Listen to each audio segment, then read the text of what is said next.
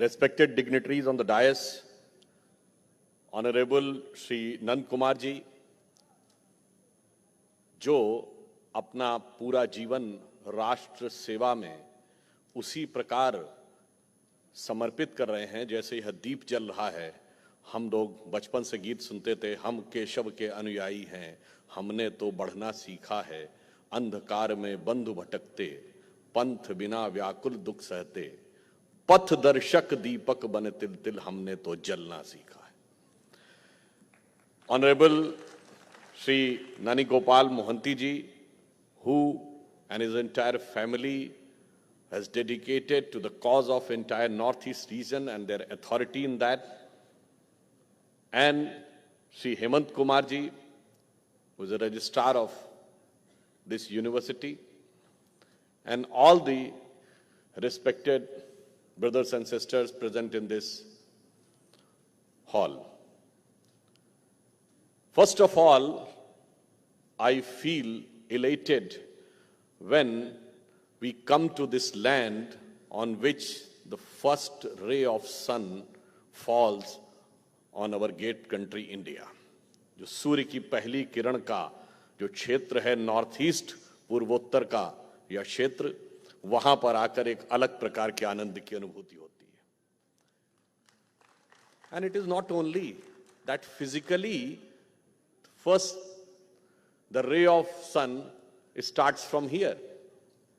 Do you remember that today we are in the 75 years of India's independence, which has been called Amrit Kal by our Honorable Prime Minister, that now we have to look from 75 years to when we will complete the 100 years of independence in 2047, India has to reach a situation which is its legitimate due.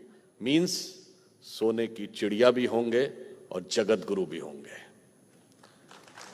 But we got independence on 15th of August 1947, but this land is blessed that the first flag of independent India was hoisted on 14th of April 1944 in Manipur and Kohima by Azad Hind Fauj led by Netaji Subhash Chandra Bose.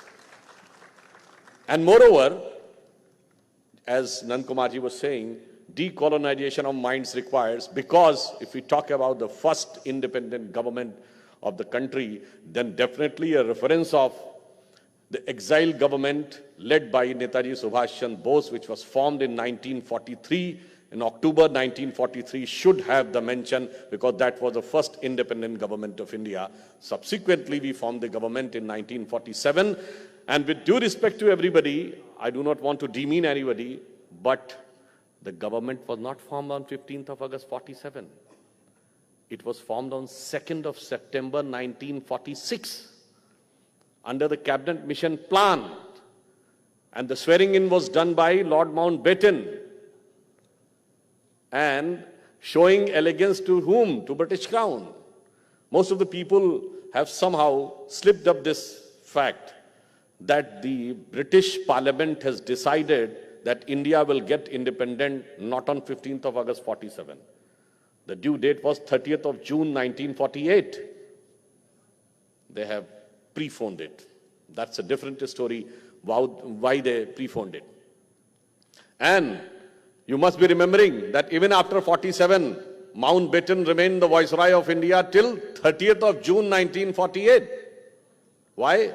Because the predetermined date was 30th of June 1948, then why it was preponed?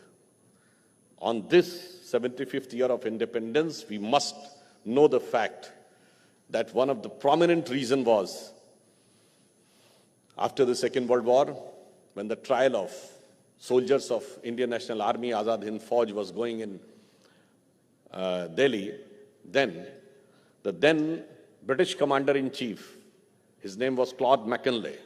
He has written a letter to then Viceroy on 24th of November 1945 that the Indian soldiers of the British Army are having such type of nationalist ambition building up, and they are in a very much strong reaction on the proceedings which is going against the INA soldiers, that We cannot rely on them. Their loyalty to British Crown has been severely damaged by Subhash Chandra Bose INA.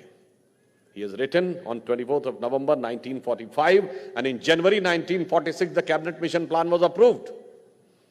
Then he writes a second letter on 12th of February 1946 that the information chief of the armed forces of the British forces, he says, now the information which I am getting, it is showing now they cannot be relied upon even for some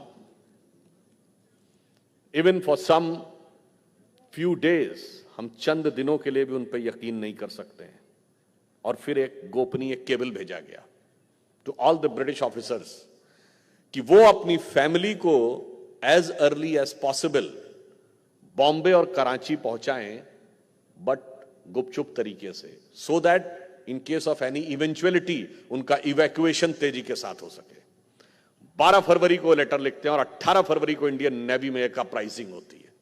and with in few days from Bombay to Calcutta to Karachi 20,000 sailors खड़े हो जाते हैं और British 100 से ऊपर naval ships have been captured by the navy soldiers.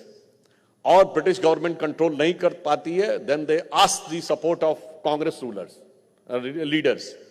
तब सरदार पटेल और नेहरू जी बात करते हैं, तब सेटलमेंट होता. और बस फरवरी एंड में somehow they manage the situation, and in March they decide that a cabinet mission plan will execute the government and an interim government will be formed in 2nd of September 1946 under the leadership of Jawaharlal Nehru.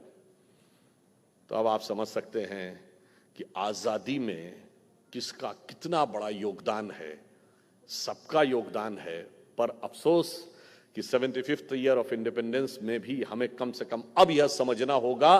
That's why in 2018 when it was 75th year of the formation of the first government of INA, प्रधानमंत्री श्री नरेंद्र मोदी जी ने यह निर्णय लिया कि 26 जनवरी को उस INA के जो भी जीवित सैनिक थे उन्होंने गणतंत्र दिवस की परेड में, रिपब्लिक डे परेड में पूरे सम्मान के साथ हिस्सा लिया. यह फैक्ट मैंने आपको सिर्फ इसलिए बताने का प्रयास किया कि कभी कभी आजादी के बहुत से ऐसे फैक्ट हैं जो बिल्कुल ग्लेरिंग हैं. इसमें से कोई ऐसी चीज है जो आपको नहीं पता हो, या जिसने हिस्ट्री तो छोड़िए जनरल नॉलेज भी पढ़ी हो तो उसे ना पता हो कि सितंबर 46 में कैबिनेट मिशन प्लान में गवर्नमेंट बनी थी और माउंटबेटन 30 जून 1948 तक वाइसरॉय रहे थे. और 2 साल तक उसके बाद भी भारत की आर्मी का चीफ भी ब्रिटिश रहे थे, general Roy ब्यूचर. For the first time पहली बार ऐसा हुआ है कि एक ऐसी विचार के हाथ में सत्ता आई है जिसका ब्रिटिश कॉलोनियल लीगेसी से कोई मतलब नहीं है और वो प्योर इंडियन स्पिरिट को रिप्रेजेंट करती है. और ये बात कहने वाला वो अखबार है जिसने हम पे हुकूमत की थी, उस देश का अखबार है. इसमें कोई इंडियन नहीं है और संघी भाजपाई तो कोई भी नहीं है. तो ये एकदम एक एब्जेक्ट और ऑब्जेक्टिव स्टेटमेंट. अब यहीं से तो एक कॉन्सेप्ट आता है कि ये देश 47 में बना, आजाद हुआ या अस्तित्व में आया. यह देश 1947 से एग्जिस्टेंस में नहीं आया. इस देश का एग्जिस्टेंस ऐसा भी नहीं कि एक व्यवस्था के तहत है. आज पूरी दुनिया में अगर आप देखें तो जितने कंट्री या नेशन की डेफिनेशन क्या है, the definition of the nation is कि it is one piece of land which is controlled by one political authority. One territory controlled by one political authority is considered as nation, which is called politico-territorial nation. पर भारत वैसा देश नहीं है. भारत में political territory किसी के भी हाथ में हो, परंतु आपको पूरे देश से जोड़ने से कोई नहीं रोक सकता. उदाहरण के लिए इस गुवाहाटी की धरती पर जब आप मां कामाख्या के मंदिर में जाकर श्रद्धा से अपना सर झुकाते हैं तो उतनी ही श्रद्धा आपकी वैष्णो देवी से भी जुड़ती है, उतनी ही श्रद्धा मुंबा देवी से भी जुड़ती है, उतने ही भारत के मध्य में विंध्यवासिनी जी से भी जुड़ती है, उतनी ही कोलकाता की काली मां से भी जुड़ती है, उतनी ही कन्याकुमारी से जुड़ती है, उतनी ही त्रिपुरा की त्रिपुर सुंदरी से जुड़ती है.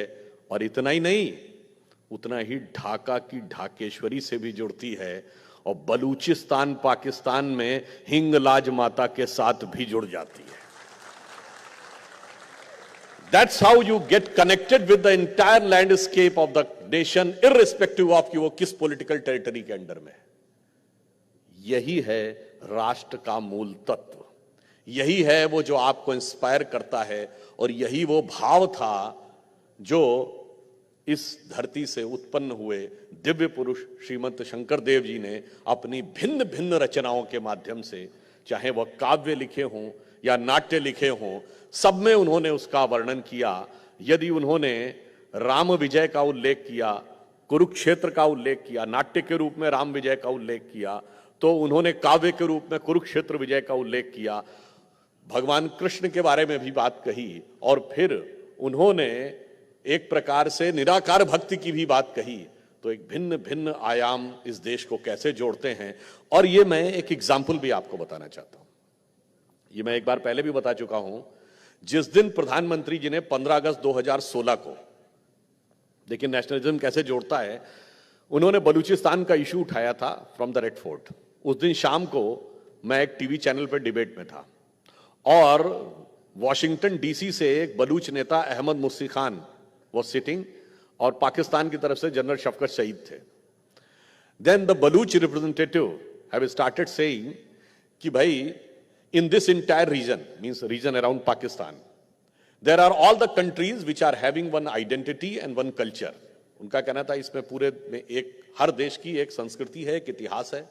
अफगानों से अफगानिस्तान है, कजाकों से कजाकिस्तान है, उज्बेकों से उज्बेकिस्तान है, बलूचों से बलूचिस्तान है। But if there is a fake country in this area which is having no identity and no history, that is Pakistan. अब ये सुनने के बाद जो पाकिस्तान का रिप्रेजेंटेटिव था जनरल शफकत सईद, वो कहता है कि what you are saying, are you not Pakistani? Then Ahmad Mussi Khan, who was from Balochistan, he said, yes, I say I am Baluch, I am not Pakistani। तो वो पूछता है, अगर तू पाकिस्तानी नहीं है तो तेरी आइडेंटिटी क्या है? मतलब he ask, if you're not Pakistani, then what is your identity?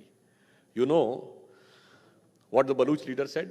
I again re-emphasize, I am Baluch, I am not Pakistani, and then he said a word in Hindi, हम हिंगलाज माता की संतान हैं। अब आप देखिए, आप यहां पे बैठे हैं और कहां से कनेक्ट होता है। After hearing this word, the representative from Pakistan has said, अब वो ही लॉस्ट हिज टेम्पर। अब वो इंग्लिश चैनल में शुद्ध हिंदी में आ गया और अबे तबे में बोलने लगा, और उसने कहा, अबे हिंगलाज माता क्यों, फिर भारत माता ही क्यों नहीं कह देता? और आपके लिए आश्चर्य होगा, फिर उस बलूच लीडर ने कहा कि हां, हम एक बार फिर कहते हैं, हम बलूच हैं, हम पाकिस्तानी नहीं हैं, हम हिंगलाज माता की संतान है, और मुझे यह कहने में कोई गुरेज नहीं है कि भारत माता की जय। अब आप सोचिए, इसके बाद तो फिर उन दोनों में जो फाइटिंग शुरू हुई, तो हम लोग तो डिबेट से बाहर हो गए। बट मैं सिर्फ ये बताना चाहता हूं, कोई हिस्सा देश का कहीं भी चला जाए, भावनात्मक दृष्टि से आपके साथ पूरे देश से आप किस प्रकार से जुड़े रहते हैं, वह मूल तत्व जो है वो है नेशनलिज्म। मैं उदाहरण देना चाहता हूं, जैसे श्रीमंत शंकर देव जी ने कुरुक्षेत्र के विषय में लिखा है, महाभारत की तमाम घटनाओं के बारे में लिखा है। महाभारत में सबसे प्रखर योद्धा जिन्होंने संपूर्ण भारतवर्ष को जीता, संपूर्ण विश्व को जीता, वो कौन थे? अर्जुन, पार्थ। और यहां तक कि जब भगवान कृष्ण ने गीता में अपना विराट रूप दिखाया और उन्होंने कहा कि अमुक में मैं अमुक हूं, तो उन्होंने कहा कि पांडवों में मैं पार्थ हूं, यानी अर्जुन हूं, जो सबसे सक्षम, सबसे शक्तिशाली और युद्ध के प्रमुख नायक, और उनसे बड़ा योद्धा उस काल में नहीं हुआ। परंतु आप में से बहुत से लोगों को यह पता होगा कि अर्जुन आकर एक युद्ध में पराजित हुए थे, और पराजित ही नहीं हुए थे, उनके प्राण भी चले गए थे। वो कहां था? वो इसी पूर्वोत्तर की धरती पर था, जब मणिपुर में उन्हीं का पुत्र, उनकी एक पत्नी थी चित्रांगदा, उससे जो उनका पुत्र था बब्रुवाहन, उसका राज्य था। और महाभारत के बाद जब अश्वमेध यज्ञ किया युधिष्ठिर ने, और उस यज्ञ के घोड़े को लेकर अर्जुन को ही आगे किया गया, क्योंकि वही सबसे सक्षम योद्धा थे, और बब्रुवाहन ने उनको रोका और युद्ध के लिए ललकारा, और अर्जुन के साथ युद्ध में उसने अर्जुन का सर काट दिया, और जिस बाण से काटा उसका नाम था कामाख्या बाण। अब आप कहेंगे कि फिर अर्जुन बचे कैसे? इसमें भी एक रोचक कहानी, और अब देखिए कैसे देश के साथ कनेक्ट होता है।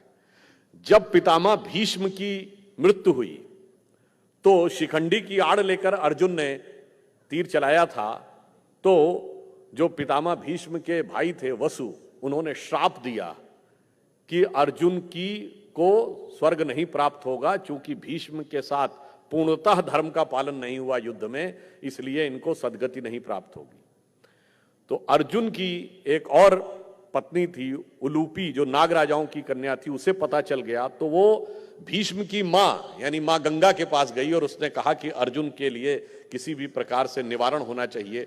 तो तपस्या करने के बाद उसको गंगा जी ने बताया कि एक ही तरीका है, यदि पुत्र के हाथों उनकी मृत्यु होगी तो वो श्राप से मुक्त हो जाएंगे। तो इसी धरती पे आके पुत्र के हाथ उनकी मृत्यु हुई।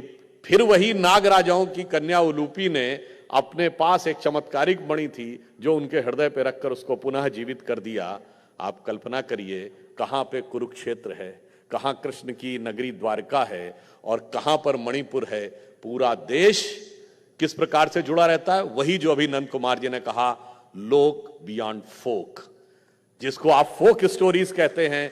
हमारे यहां फोक जानते क्यों है? The concept of history of west and ours is totally different.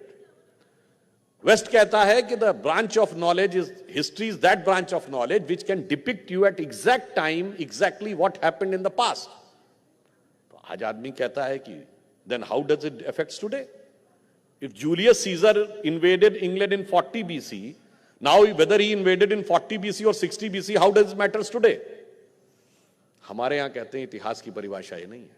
हमारे यहां इतिहास की परिभाषा वो है कि पूर्व काल में हुई घटनाओं को जो ब्रांच ऑफ नॉलेज इस ढंग से प्रेजेंट करे कि वो वर्तमान समय में समाज में वैल्यूज और मूल्यों को बढ़ाने में सहायक हो सके, वह इतिहास है।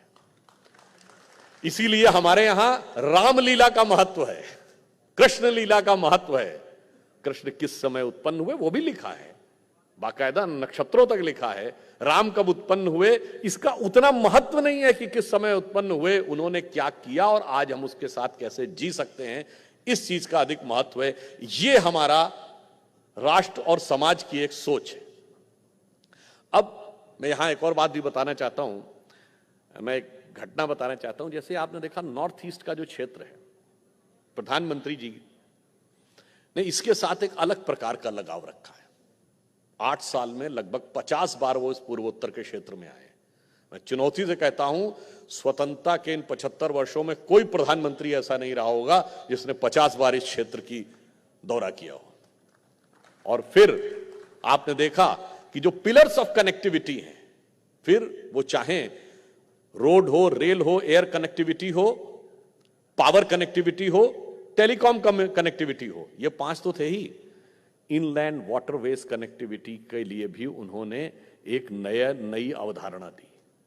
एग्जाम्पल के लिए जो पूर्वोत्तर का क्षेत्र है, आसाम हो, यहां तक कि बंगाल भी है, उसमें झारखंड और बिहार का क्षेत्र भी आता है। यहां नदियों के पाट बहुत चौड़े हैं, पानी बहुत गिरता है, बाढ़ की समस्या रहती है। अब देखिए ये एक चुनौती है, this is a challenge, but how to find out a way in this challenge and get a novelty, एक नया प्रयोग उसमें से हो।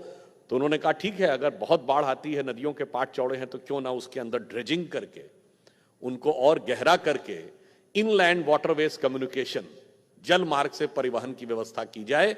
और इनलैंड वाटरवेज कम्युनिकेशन की खासियत यह है कि रोड और रेल के मुकाबले 1/10 खर्चा आता है लगभग, और 1/10 एयर पोल्यूशन होता है। और आपने देखा था 2019 में पहली बार वाराणसी से लेके कोलकाता के पास हल्दिया तक ट्रांसपोर्टेशन हुआ था, और यहां पूर्वोत्तर में अभी पिछले 6 मार्च 2022 को फूड कॉरपोरेशन ऑफ इंडिया का पहली बार एक बड़ा कंटेनर 200 टन अनाज लेकर पटना से गुवाहाटी तक आया था। यानी ये एक नई सोच है कि यदि हमारे सामने यह समस्या थी तो उन्हीं नदियों के माध्यम से हम कम्युनिकेशन कैसे कर सकते हैं। अब यहां पर मैं आपसे एक बिंदु और कहना चाहूंगा। देखिए, जब आसाम में हमारी सरकार बनी पहली बार 2016 में, लोगों को बड़ा आश्चर्य लगा अरे असम में भाजपा चुनाव जीतकर सरकार बना ले गई। फिर त्रिपुरा में हमारी सरकार बनी 2018 में। तो लोगों ने माना कि भाई नॉर्थ ईस्ट में तो अब लगता है ये स्थापित हो गए। आप में से कुछ लोगों को शायद याद हो, जब प्रधानमंत्री श्री नरेंद्र मोदी जी वहां त्रिपुरा की विजय के बाद भाजपा कार्यालय में कार्यकर्ताओं को संबोधित कर रहे थे, तो उन्होंने एक वाक्य बोला कि हम असम जीते और अब त्रिपुरा जीते, इसका मतलब पूर्वोत्तर में कमल खिल गया है और पूर्वोत्तर की दिशा तो बहुत शुभ मानी जाती है, इसलिए अब देश में सब कुछ शुभ ही शुभ होना चाहिए। परंतु मैं एक टीवी चैनल पे था और वहां तो जैसे हमारे जो लेफ्ट लिबरल एक्टिविस्ट होते हैं, वैसे ये भी एक बड़ा पैराडॉक्स है। लेफ्ट कभी लिबरल होता ही नहीं है। You name a single communist country which is liberal, मगर ये तो वैसा ही है जैसे मैं कहूं कि I am a devotional atheist.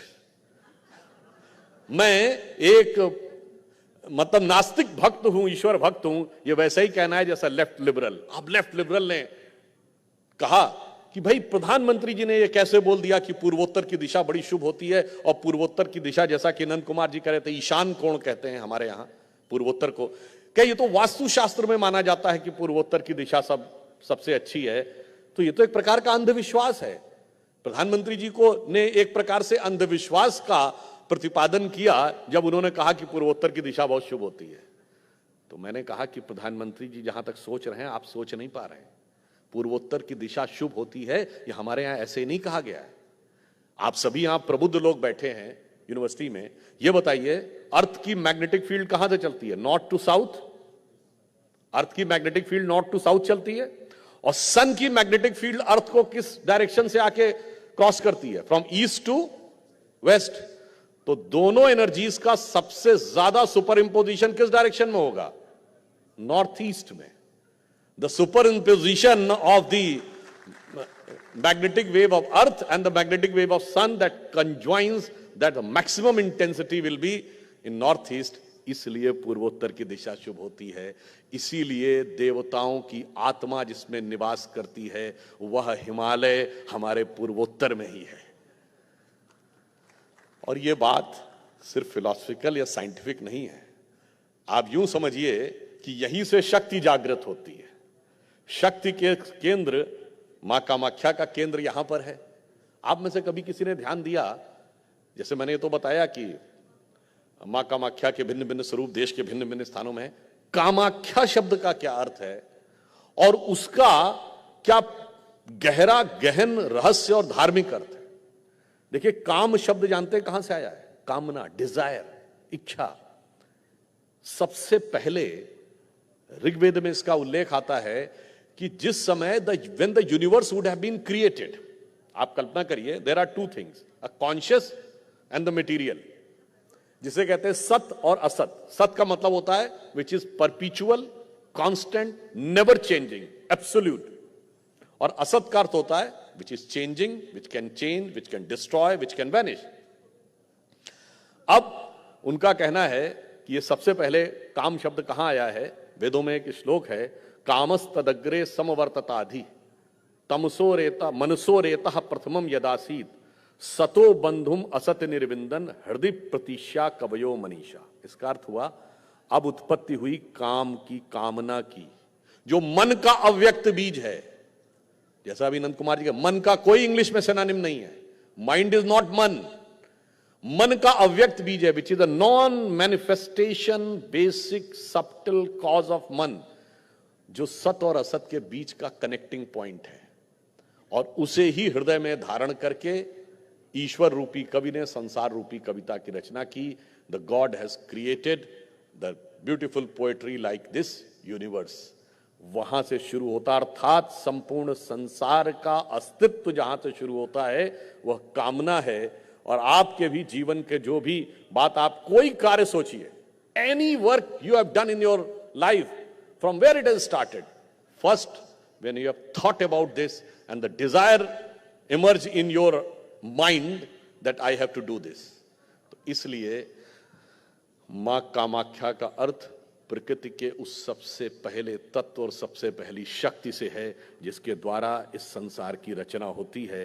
तो मैं कहना चाहूंगा कि आप सभी लोग यदि मां के उस रूप की धरती पर हैं तो निश्चित रूप से आप परम सौभाग्यशाली हैं। अब देखिए, जब हम पूरे देश के साथ कनेक्ट होने की बात करते हैं तो इस देश के साथ एक अलग प्रकार का एलिमेंट है। हमने नेशनलिज्म के बारे में समझा। नाउ अब एक बहुत बड़ा हमारे ऊपर एलिगेशन लगता है सेक्युलरिज्म के बारे में। पहले तो मैं ये बताना चाहता हूं आपको कि सेक्युलर वर्ल्ड का मीनिंग आपको पता है? जाके अगर ओरिजिनल मीनिंग डिक्शनरी में सर्च करिएगा तो सेक्युलर वर्ल्ड का ओरिजिनल मीनिंग होता था mundane, related to worldly affairs in contrast to spiritualism. मूल अर्थ यह था, सेकुलर शब्द का मूल अर्थ था कि आध्यात्म विरोधी भौतिकवादी। अब बाद में यह कहने का प्रयास करिए जाने लगा जैसे वो पंथ निरपेक्षता की बात कहते हैं, परंतु पहली बात, धर्मनिरपेक्ष शब्द जो प्रयोग किया जाता है यह इस देश के साथ बहुत बड़ा धोखा है। जैसा नंद कुमार जी ने कहा, धर्म शब्द का कोई सिनोनिम अंग्रेजी में नहीं है। You know why? धर्म शब्द संस्कृत के ध धातु से बना है, उसी से धारण शब्द बनता है। हिंदी में धारण शब्द होता है ना, means you can hold anything, that is called धारण। उसी से धरती शब्द बनता है जो सब कुछ होल्ड करती है। तो dharma means those are the fundamental principles which holds the entire nature और द एंटायर यूनिवर्स। इसीलिए dharma is like dharti and religion is like the ways और the roads made on this earth. इसीलिए हमारे यहां रिलीजन को पंथ भी कहते हैं। तो पंथ की पहचान होती है, धरती की पहचान नहीं होती है। धरती सारे पंथों को धारण करती है। फिर भी हमारे देश को धर्मनिरपेक्ष कह दिया गया। आप में से बहुत से लोगों ने कभी ध्यान दिया है, लोकसभा में लोकसभा अध्यक्ष की जो चेयर है उसके पीछे क्या लिखा हुआ है? धर्म चक्र प्रवर्तनाय। संपूर्ण लोकसभा धर्म के चक्र को चलाने के लिए। भारत के राष्ट्रीय ध्वज पर जो अशोक का चक्र है वो क्या है? धम्म चक्र है,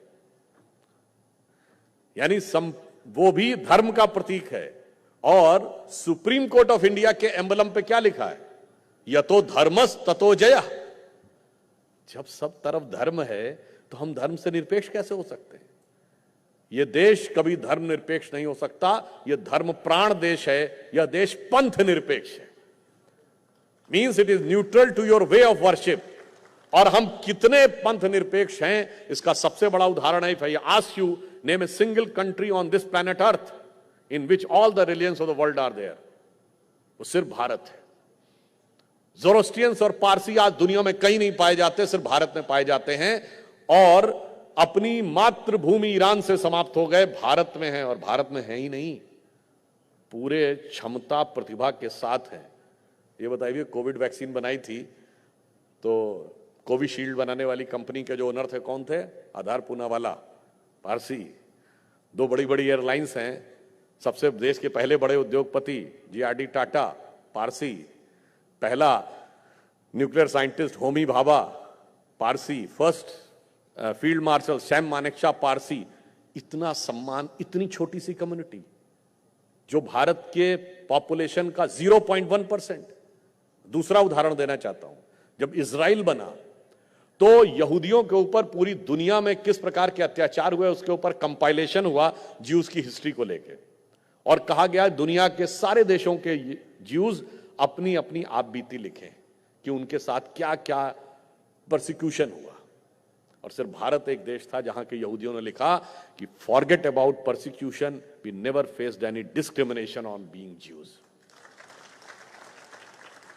और अगर आपसे पूछें कि इस्लाम में जितने फिरके हैं, यदि दुनिया में, सारे धर्म तो भारत में, दुनिया में कोई एक देश है जहां इस्लाम के सारे फिरके पाए जाते हैं तो वो कोई 57 मुस्लिम देशों में से मुस्लिम देश नहीं है, सिर्फ भारत है जहां सारे फिरके पाए जाते हैं।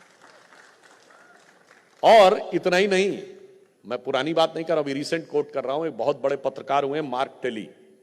मार्क टेली जो बीबीसी के संवाददाता थे पूरे साउथ ईस्ट एशिया के, he was based in Delhi and he remain in India for 26 years. और उन्होंने अभी सितंबर 2019 में द इक्वेटर मैगजीन में एक आर्टिकल लिखा, उसमें जानते हैं उन्होंने क्या लिखा है? उन्होंने लिखा Muslims in India are the luckiest. Bharat के मुस्लिम सबसे भाग्यशाली हैं। क्यों? उन्होंने उसका रीजन लिखा कि मैं 26 साल दिल्ली के निजामुद्दीन एरिया में रहा। एक तरफ हजरत निजामुद्दीन औलिया की दरगाह थी और उसके ठीक सामने तबलीगी जमात का ऑफिस, और दोनों का थॉट प्रोसेस एकदम कंट्रास्ट में था। उन्होंने कहा दुनिया में कोई दूसरा मुस्लिम देश होता तो 26 साल ये दोनों एक साथ नहीं रह सकते थे, किसी एक ने दूसरे को खत्म कर दिया होता। भारत के मुस्लिम इसलिए लकी हैं कि वो अपने मजहब में जैसे चाहें वैसे इबादत कर सकते हैं।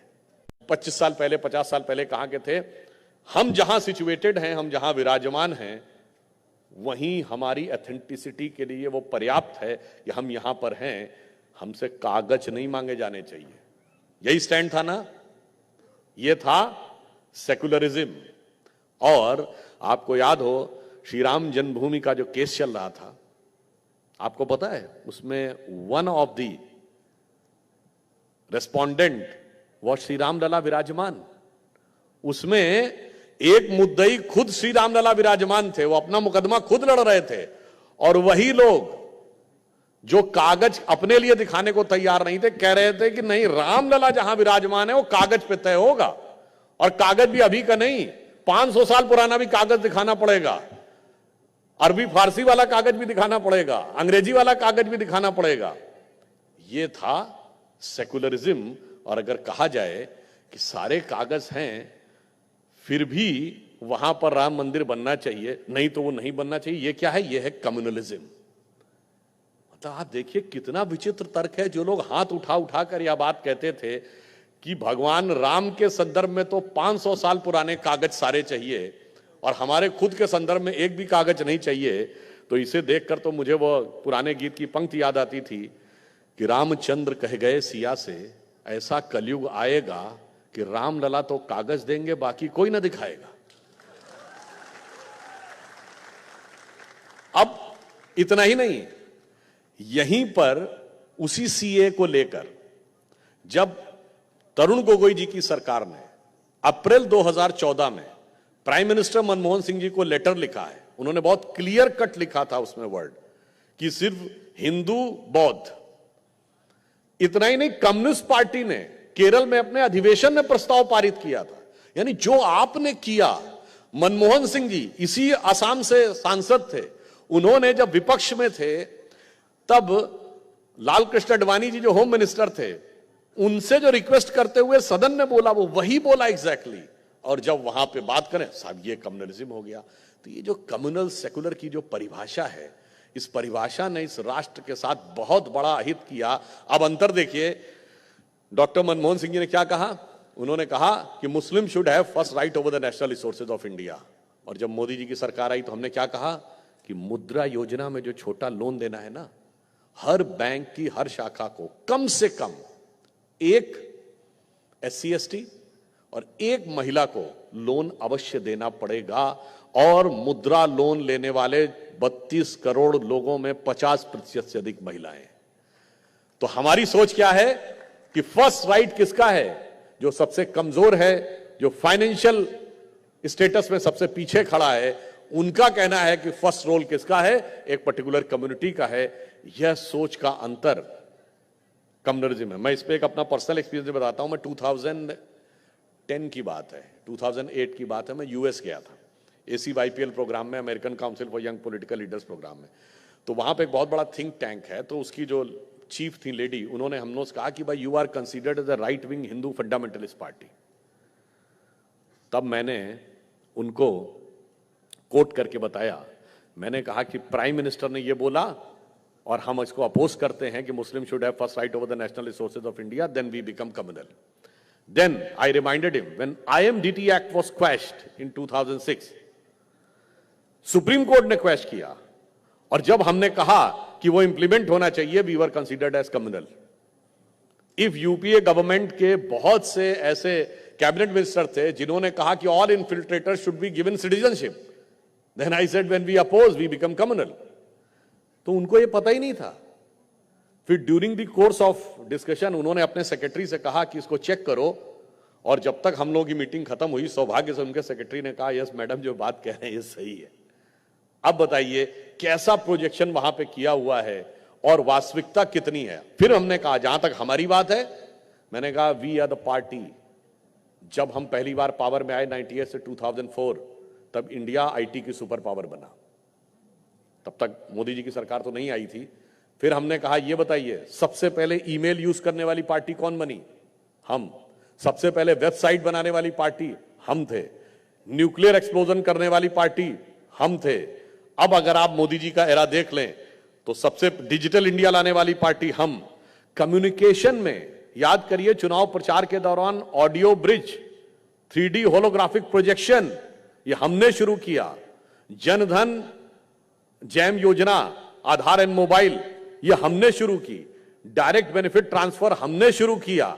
यानी जितने भी साइंटिफिक एडवांसमेंट के प्रोसेस हैं वो सारे के सारे हमने शुरू किए। डिफेंस प्रोडक्शन हमने शुरू किया। आप याद करिए 2019 के इलेक्शन के दौरान, आपको याद होगा एक बार एक मैसेज आया था कि प्रधानमंत्री जी बोलने जा रहे हैं कोई राष्ट्र के नाम संदेश 12 बजे दिन में। सब लोग घबरा गए थे कि अब पता नहीं क्या होने वाला है, कोई और नोट तो नहीं बंद होने वाला है। मगर आप में से कईयों को याद है प्रधानमंत्री जी ने उस दिन क्या बोला था? उन्होंने बताया था कि घोषणा की थी कि अर्थ की जो लो लाइंग ऑर्बिट होती है उसमें कोई भी ऑब्जेक्ट अगर मूव कर रहा हो तो हम उसे सटीकता के साथ डिस्ट्रॉय करने की कैपेबिलिटी पा चुके हैं, और ये पाने वाले हम दुनिया के सिर्फ चौथे देश हैं। और इसका प्रभाव जानते क्या होता है? आपके ऊपर यदि कोई न्यूक्लियर वेपन छोड़ा जाता है किसी मिसाइल सिस्टम से, तो वो बहुत ऊपर जाता है, स्पेस में जाता है, और उसके बाद वो अर्थ की लो ऑर्बिट में अंदर आता है। अगर आपके पास लो ऑर्बिट में डिस्ट्रॉय करने की कैपेसिटी है तो आप उसको वहीं न्यूट्रलाइज कर सकते हैं, इससे पहले कि वो धरती के एनवायरनमेंट में एंटर करे। ये करने वाले हम पहले देश थे। सबसे ज्यादा technologically oriented, advancement oriented, second economic reforms लाने वाले हम देश थे, और हमें वो प्रोजेक्ट करके रखा जाता है जैसे कि कोई हम सबसे ज्यादा फंडामेंटलिस्ट बैकवर्ड लुकिंग थे। ऑन द लाइटर नोट हम एक और बात कहते हैं, महंगाई को लेकर आजकल बहुत बात होती है। जो लोग इकोनॉमी के अच्छे जानकार हैं, दे मस्ट बी रिमेंबरिंग, एक दौर था जब भारत की रेट ऑफ ग्रोथ कितनी थी? 2% के आसपास रहती थी in the entire decade of 1970s and 80s। और भारत का मजाक उड़ाया जाता था, this is a Hindu growth rate. मतलब पूरे इंटरनेशनल लेवल पे कहता भारत इससे ज्यादा बढ़ ही नहीं सकता, 2% से ऊपर कभी ग्रोथ रेट होगी नहीं, because it is called the Hindu rate of growth. और आप देखिए अब जब से बीजेपी पावर में आई, मैं अटल जी के जमाने से कह रहा हूं, उस जमाने में हम 8.5% तक ग्रोथ रेट ले गए थे, और रेट ऑफ इन्फ्लेशन 4%, 4.5% पे हमने छोड़ा था। याद करिए उस जमाने में 70s 80s में रेट ऑफ इन्फ्लेशन 10% से ऊपर रहता था। आज इस समय जबकि कोविड के इतने बुरे दौर के बाद रेट ऑफ इन्फ्लेशन कितना है? 7%। रेट ऑफ ग्रोथ कितनी है? 8.5%। केवल कोविड के वो एक साल छोड़ दें, 8-10 महीने, अन्यथा हमेशा हमने rate of growth rate of inflation से ऊपर रखी है। और कोविड से पहले तो 3.5% पे आ गई थी रेट ऑफ इन्फ्लेशन, और रेट ऑफ ग्रोथ 8.5-9% थी। बस यही अंतर है।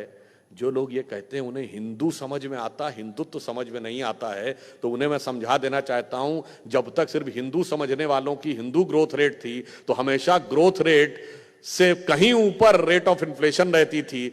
जब से हिंदुत्व समझने वालों की सरकार आई है तब से हमेशा ग्रोथ रेट से बहुत नीचे रेट ऑफ इन्फ्लेशन रहता है। यह इकोनॉमी का एक अंतर है कि जो कि उन्हें शायद समझ में नहीं आता होगा। और मैं यहां के लिए यह भी कहना चाहूंगा, जिसका उल्लेख अभी नंद कुमार जी ने किया था, मैं एक घटना और बता दूं आपको, ज्यादा लंबा समय न लेते हुए। जब नेताजी सुभाष चंद्र बोस जी की स्टैचू लगाने का निर्णय हुआ इंडिया गेट पे, तो एक डिबेट में हम थे, और एक प्रसिद्ध एंकर जो आसाम के ही हैं, हिस्ट्री के ऊपर बात होने लगी, तो उन्होंने कहा कि भाई लचित बरफुकन के बारे में भारत की नेशनल हिस्ट्री में क्यों नहीं पढ़ाया जाता, जो इतने बड़े रूलर थे।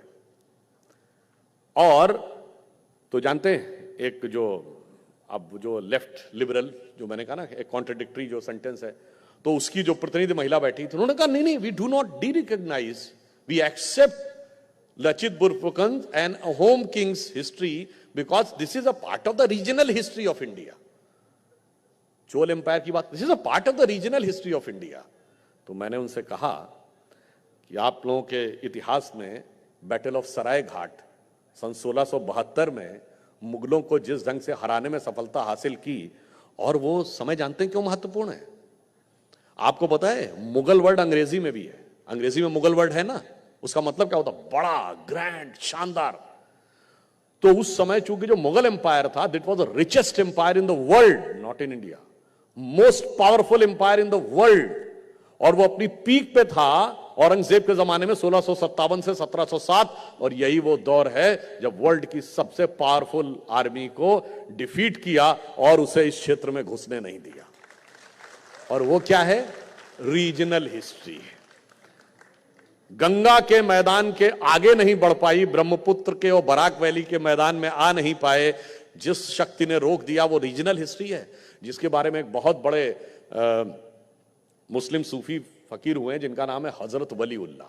थोड़ा सा इसमें उर्दू के वर्ड हैं तो मैं आपको उसमें उसका इंग्लिश ट्रांसलेशन करने का भी प्रयास करूंगा। उन्होंने कहा वो दीने हिजाजी का बेबाक बेड़ा, means when that karvan started from there, निशा जिसका अक्साए आलम में पहुंचा, the flag has been there from throughout the world, न दीना में अटका न मंजिम में टटका, from middle east to Bahrain not stopped anywhere, मुहाजिर हुआ कोई इंसान है जिसका, no man was having audacity to stop that.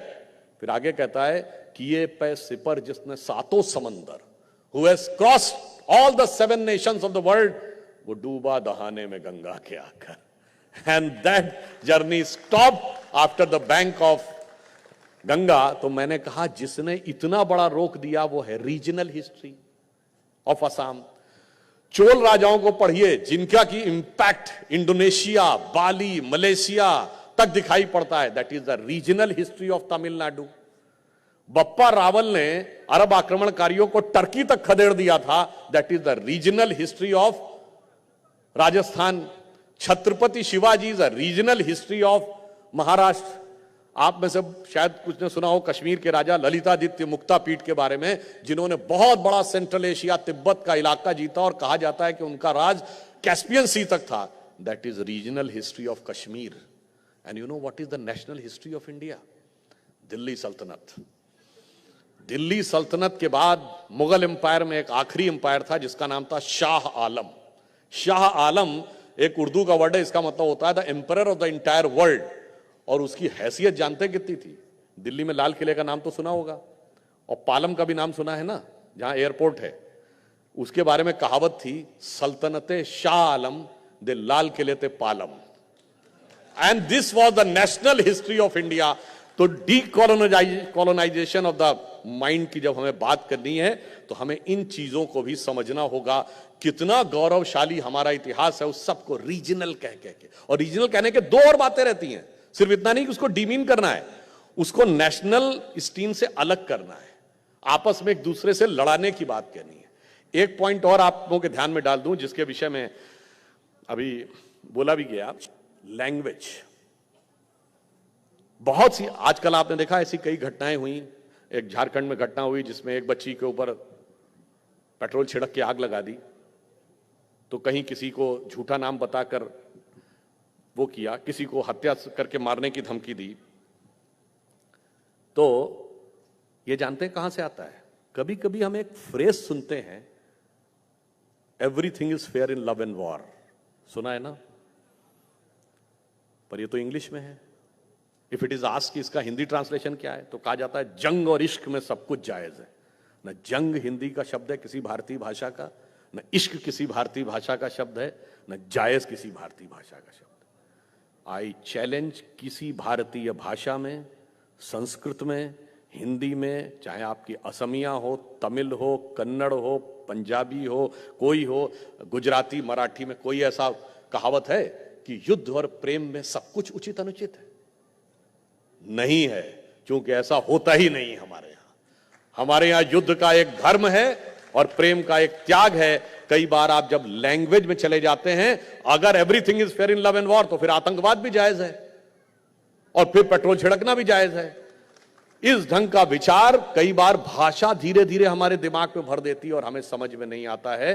इसलिए एक और उदाहरण देना चाहता हूं।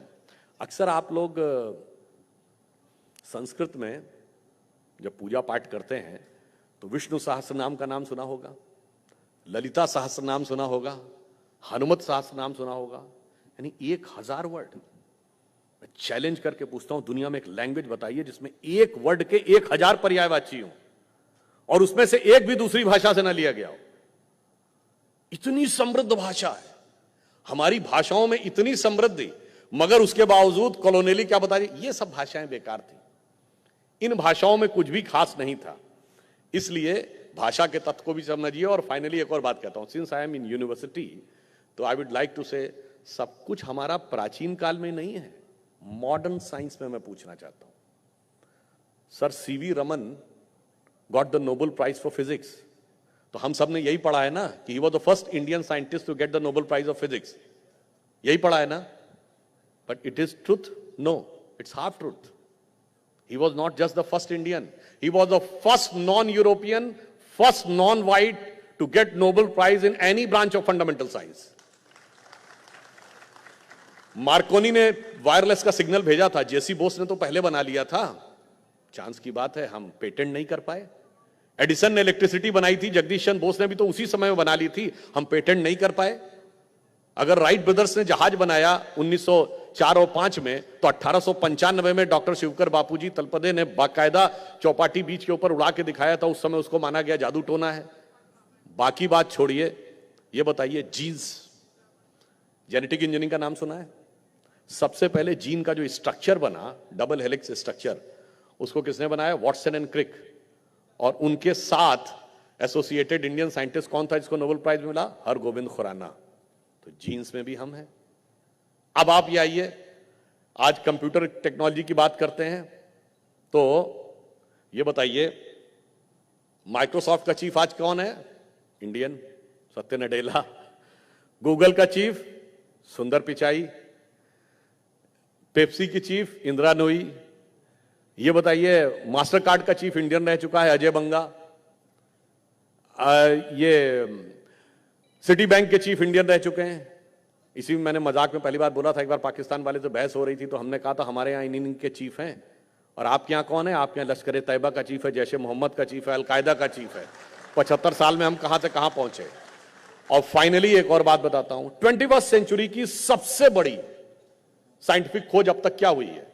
वो हुई जुलाई 2012 में यूरोप की सन लेबोरेटरी में हिग्स बोसॉन खोजा गया, जिसको नॉर्मल भाषा में गॉड पार्टिकल कहा गया। इसका साइंटिफिक नाम है हिग्स बोसॉन। ये दो शब्दों से मिलकर बना है, दो साइंटिस्टों के नाम पे बना है जिन्होंने सबसे पहले इसका कॉन्सेप्ट दिया था। एक है mister Peter Higgs of England, उनके नाम से हिग्स है, और बोसॉन शब्द भारत के सत्येंद्र नाथ बोस के नाम पे है, जिन्होंने इसकी सबसे पहले अवधारणा दी थी 50-60 साल पहले। तो पिछले 100 सालों से लेके 21वीं सेंचुरी की सबसे बड़ी साइंटिफिक खोज में हमारे सिग्नेचर दिख रहे हैं।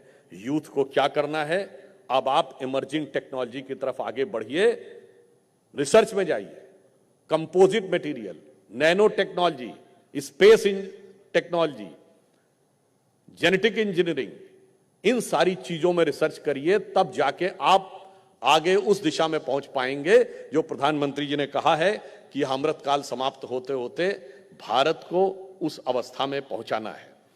इसलिए सिर्फ ये समझिए कि हम नॉलेज के रिजर्वायर पहले भी थे और नॉलेज के रिजर्वायर आज भी हैं। हमारे अंदर पूरी कैपेबिलिटी है, हमें बस समझना यह है कि कॉलोनियल माइंडसेट से एक बार हम बाहर आ जाएंगे तो हमारी जो नेचुरल टेंडेंसी है वो उभर कर सामने आएगी। और आज़ादी मिले 75 साल हो गए हैं, पर अभी आज़ादी का जो मिशन है उसमें बहुत कुछ करना बाकी है, वो अभी हमारा कुछ हद तक अधूरा है।